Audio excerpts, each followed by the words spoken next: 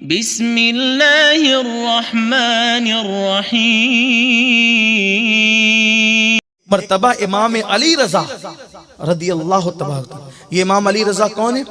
ये इमाम मूसा काजिम के बेटे हैं। वो बेटे इमाम जाफर सादिक, वो बेटे इमाम मोहम्मद बाकिर के, वो बेटे हजरत इमाम ज़ैनुल आबिदीन के, वो बेटे इमाम हुसैन के। तो इमाम अली रजा एक दिन मजमे में आए। इमाम अली रजा थे इतने खूबसूरत, सुभान अल्लाह। इमाम अली रजा इतने खूबसूरत थे कि आपको अपने चेहरे पर पर्दा और नकाब डालकर चलना। वाह वाह वाह वाह वाह वाह वाह। शायद ये दास्तान हुस्न आपने किसी और के ताल्लुक से नहीं सुना। इमाम अली रजा बहुत खूबसूरत थे और शान क्या है, वो अली भी हैं और रजा भी है। हाय हाय हाय हाय। अली की रजा है, अली की रजा है।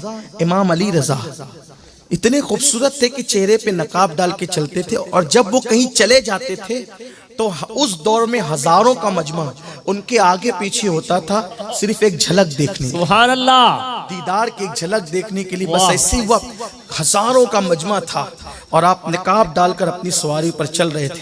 लोगों ने कहा इमाम चेहरे से नकाब उठाएं और एक झलक दिखाएं। तो आपने जब चेहरे से नकाब उल्टा तो एक गोगा और शोर हो गया, चिल्लाने का शोर हो गया, बड़ा शोर हुआ।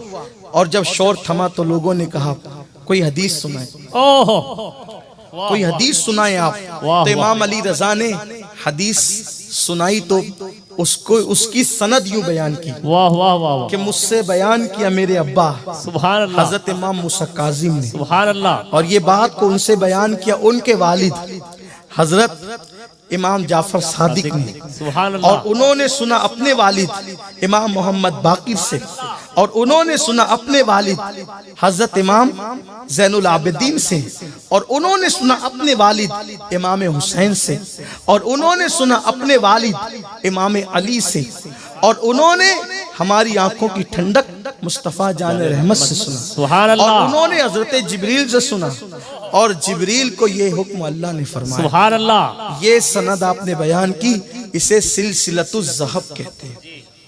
ये बात बयान करने के बाद आला हजरत लिखते हैं ये अन के बयान किया मूसा काजिम ने, बयान किया जाफर सादिक ने, बयान किया इमाम बाकिर ने, बयान किया इमाम ज़ैनुल आबिदीन ने, बयान किया इमाम हुसैन ने, बयान किया मौला अली ने, बयान किया अल्लाह के रसूल ने, बयान किया जिब्रील ने। और अल्लाह ने फरमाया अगर कोई पागलपन का किसी पे दौरा पड़ता हो, ये नाम पढ़ दो, अली रजा, इमाम ज़ैनुल आबिदीन, इमाम जाफर सादिक, इमाम मोहम्मद बाकिर, इमाम अली इब्ने हुसैन ज़ैनुल आबिदीन, इमाम हुसैन, इमाम अली मोहम्मदुर रसूलुल्लाह।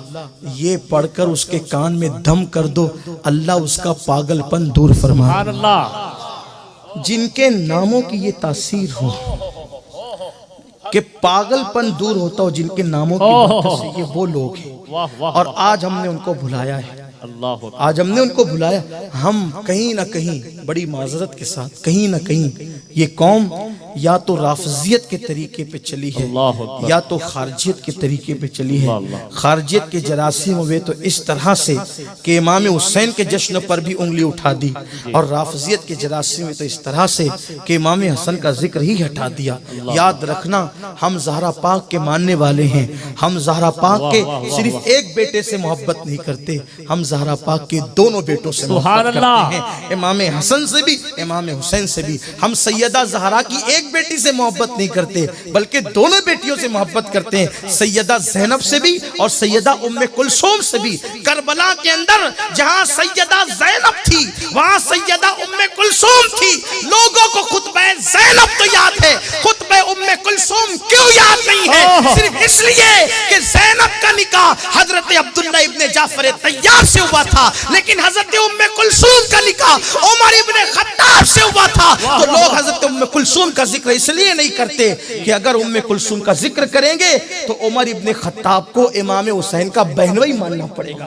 और इनके अंदर इतना दमखम है नहीं कि वो हजरत फारूक आजम को इमाम हुसैन का बहनोई मान ले, क्योंकि अगर इमाम हुसैन का बहनोई फारूक आजम को मान लेते हैं और अली पाक का दामाद फारूक आजम को मान लेते हैं तो फिर सारी राफजियत का शीश महल जो है वो चकनाचूर हो जाता है। इसलिए कि दुनिया कहेगी तू है तुम पर, अली जिसको दामाद बनाता है तुम उस पे लानत किस मुंह से करते हो। अल्हम्दुलिल्लाह हम अहले सुन्नत की शान ये है, हम अब्दुल्ला इब्ने जाफर तैयार को भी दामाद अली मानते हैं और फारूक आजम को भी दामाद अली मानते, बल्कि उमर इब्ने खत्ताब ने तो उम्मे कुलसूम का हाथ मांगा ही इसलिए था।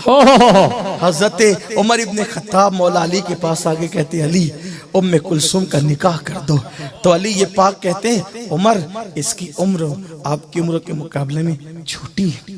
हजरत उमर ने कहा अल्लाह की कसम नफसानी ख्वाहिशात की तकमील नहीं बल्कि रसूलुल्लाह का वो फरमान है कि सब के नसब ख़त्म हो जाएंगे लेकिन मेरा नसब क़यामत में काम आएगा।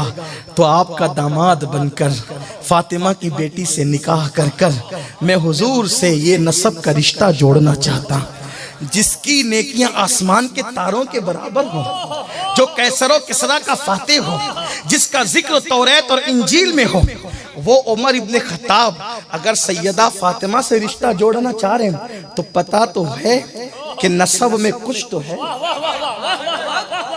नसब में ये बात कि नसब काम नहीं आएगा। नसब बुखारी शरीफ की हदीस पढ़ी जाती है कि अल्लाह के रसूल ने फरमाया कि क़यामत के दिन नसब काम नहीं आएगा। एक मनसूख हदीस पढ़ते हो, मनसूख आयतों का तो ख्याल है, मनसूख हदीस का ख्याल नहीं है। ये हदीस तो मनसूख कर दी गई है, ये हदीस मनसूख हो गई है। इरातुल अदब में इमाम अहले सुन्नत ने इसकी पूरी तहकीक पेश की है कि ये फरमान उस वक्त था जब अल्लाह के रसूल सल्लल्लाहु अलैहि वसल्लम को ये बात नहीं बताई गई थी कि नसब काम आएगा, लेकिन जब हुजूर अलैहिस्सलाम को ये बात बताई गई, क्योंकि अहले सुन्नत का ये अकीदा है कि हुजूर अलैहिस्सलाम को इल्म बतदरीज दिया गया है, जैसे जैसे कुरान का नुज़ूल होता गया वैसे वैसे हुजूर का इल्म बढ़ता गया। तो जब हुजूर अलैहिस्सलाम को ये बात बता दी गई कि नसब काम आएगा तो अल्लाह के रसूल ने फिर ऐलान कर दिया कि सारे नसब और सबब मुनक़ते हो जाएंगे इल्ला नसबी व सबबी। बल्कि फिर नसब कैसे काम आया, नसब पे फख्र करना जायज नहीं है लेकिन नसब बेमाना भी नहीं है। अल्लाह अकबर, मेरे आका ने नसब की बरकत खुद बयान फरमाई है। हुजूर फरमाते हैं कि मैंने जाफर तैयार को जन्नत में सोने के पर लगे हुए चाहे वो फरिश्तों के साथ उड़ते देखा। अब्दुल्ला इब्ने रवाहा भी शहीद हैं, अब्दुल्ला इब्ने रवाहा भी शहीद है, जनाब ज़ैद भी शहीद है, लेकिन हजरत जाफर भी शहीद है। तीनों एक ही जंग में शहीद हुए हैं। लेकिन मैंने पूछा तीनों शहीद हुए मगर जाफर को सोने के पर क्यों मिले? तो कहा आपके रिश्ते और नसब की बरकत की वजह से अल्लाह तबारक व तआला ने इनको ये मर्तबा